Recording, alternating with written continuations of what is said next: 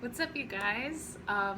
It's Satanic Witch here, and I'm finally making another video. I haven't totally forgot about you guys.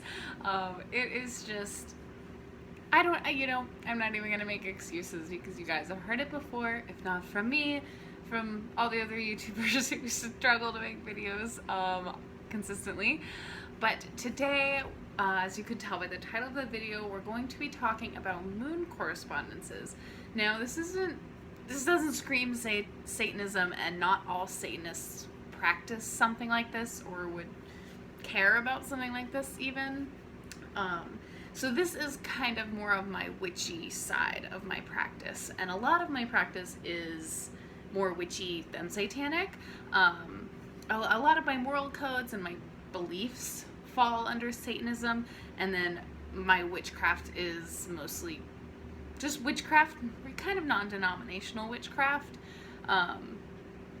So yeah, we're going to talk about moon correspondences today, and I think at least my next couple of videos are going to be more witchy, and I'm going to try to throw in some Satanism where I can.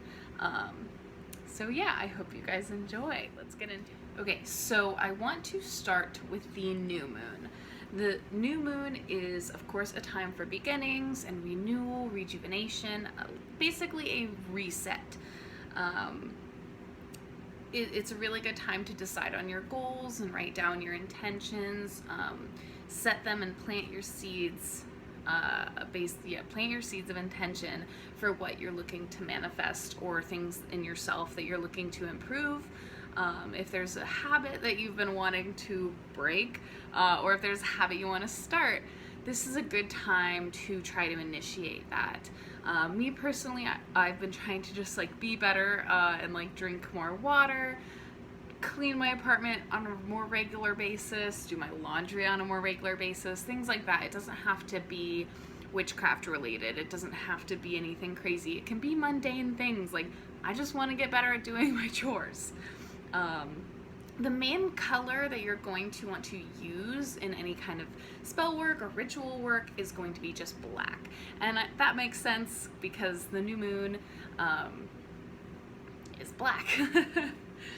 I actually think technically the new moon is the very first sliver of the moon that you see.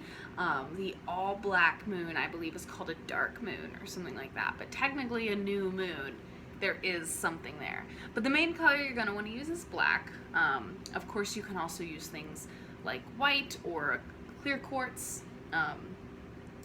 But yeah, black, navy, dark gray, darker colors, and maybe colors associated with the night sky in general. Even a dark purple you could use.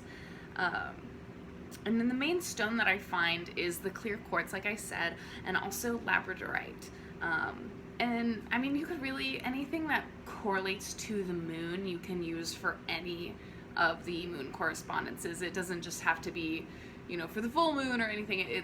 It's the moon still. So anything that you would use in a regular full moon, new moon, whatever kind of moon ritual, you can substitute for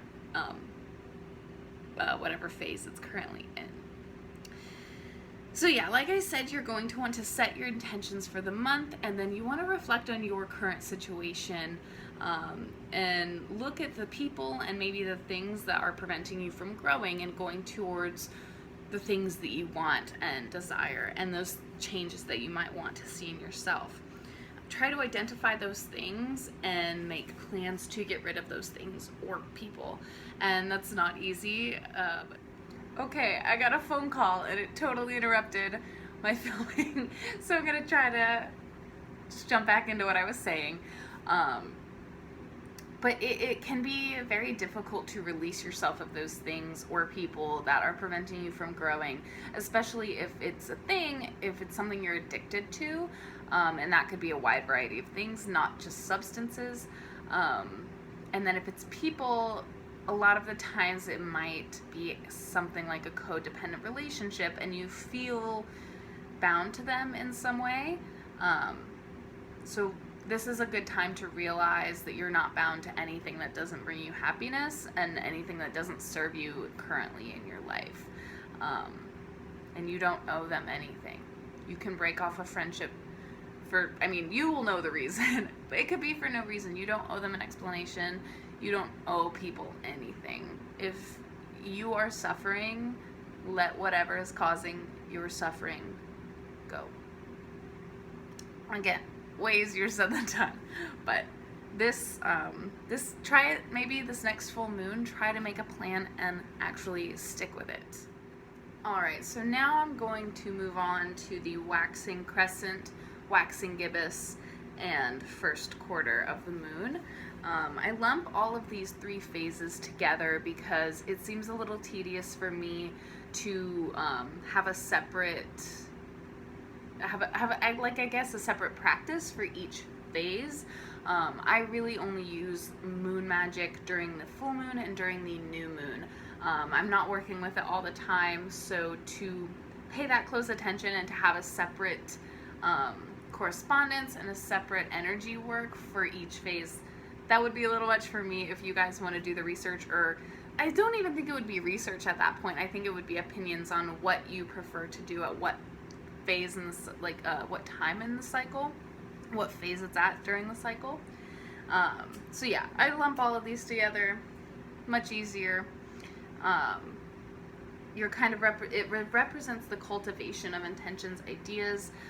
You're basically prepping for the manifestation of them. You've been doing all this work, physical work, magical work, and now you're going to prepare to reap the benefits of your hard work. Yeah, you've been putting the ideas and plans, and you've been having your ideas and planning them and putting them into action, and soon it will all come to fruition. So this is a very good time to perform job spells, abundance spells, money spells, things like that, drawing things towards you. And you really want to try to put aside time, dedicate time to your friendships and your relationships, and also your relationships with your family members. You are in your power right now. You are about to receive everything that you've been asking for and working for. That's the most important part. You've been working for this. Oh, did I even get into it? Okay. Sorry, I almost forgot to tell you guys the color correspondences with this. All of the color correspondences for the moon, I should have just said this flat out, all very similar. Black and white are going to be your main colors, and you're going to be able to use clear quartz for any phase of the moon, and black tourmaline pretty much for any phase of the moon, or a stone like hematite. Use your clear stones, use your black stones. This is a great time for that. And candles too. Colors will correspond to everything, not just the crystals you use, but the candles you use. Maybe if you have a certain cloth that you can put down on your altar that's a specific color that will help you with that spell, do it. It's a great thing. It'll just, it's not the tools that you need, it's you're the one who has the magic. But I feel like a lot of people, and I know for myself personally, we can, I guess, grab onto and utilize our magic better when we can put ourselves in a physical place that we feel more at ease and more inspired in our craft. And that's kind of what I've done here, you know?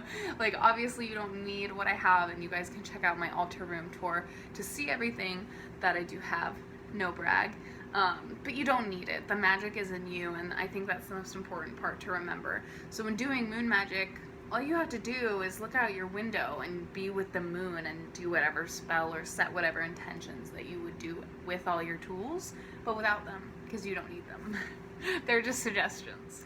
Alrighty, I was gonna do full moon next, but I think I'm gonna save that one to the end, and we're gonna jump around to the waning crescent, waning gibbous, and last quarter. So this is when the moon is starting to die out and dip back into a new moon. So, of course, with the full moon, that's when you're getting all your rewards, and you're just kind of bathing in everything and basking in the glory of what you've done and your hard work. So now that we're kind of dipping back down, we're going back into darkness, you want to release again what does not serve you. Practice gratitude and allow transformation to fully emerge. Take time to rest and reflect and contemplate to solidify your transformation. This is your final releasing and purging stage. Prepare the new seeds that you're going to plant upon the next full moon, upon the next new moon. Pardon me. Where am I? Unburden yourself of negative thoughts and judgments and grudges. This can be difficult because a lot of people carry a constant negative narrative, so you really have to break that and break negative judgments about yourself and about other people. Obviously, you can have your opinions and you don't have to like everybody, but don't let those things weigh you down. Push them to the side, get them out of your head, because you don't need that baggage. Now is a great time for practicing banishing spells and breaking negative habits. The colors that you're going to want to use, again, are black and white, but this time also red. And I tie that into banishing a lot. For me, red is a banishment color. I try to use it in my banishing spells if I can, in some way, whether it's the ink that I use or if I have a red stone with me. For me, red is banishment. And that doesn't ring true for everybody. A lot of people think that only black is banishment, and I totally get that. I use black in my banishment spells, rituals as well. But for me, it's red. Again, clear quartz, black tourmaline, and this time carnelian also to pull in that red. There's also red citrine, ruby. There's tons of red stones, red jasper. You have a lot of options there. All right, at last we come to the full moon, which is many witches' favorite phase of the moon, and it's probably the most practiced. I think that people, if they're going to perform a moon-related spell, they're going to do it on the full moon. When I first started practicing, I only knew about full moon spells, and I would cleanse all my crystals every full moon. But then it really kind of taught me the benefits of the other phases of the moon, and how heavy the importance of balance weighs in my practice personally. All right, so full moon, we're kind of going back right before the waning crescent.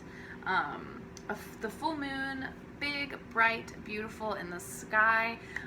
We are all humbled in her glory. The mother, I know I didn't say it before, but the crone and the maiden, but the full moon is our mother of the triple goddess sign. She is beautiful, and it is a time to push forward the intentions that you've made during the new moon. You have prepared for your transformation, and now you are harvesting.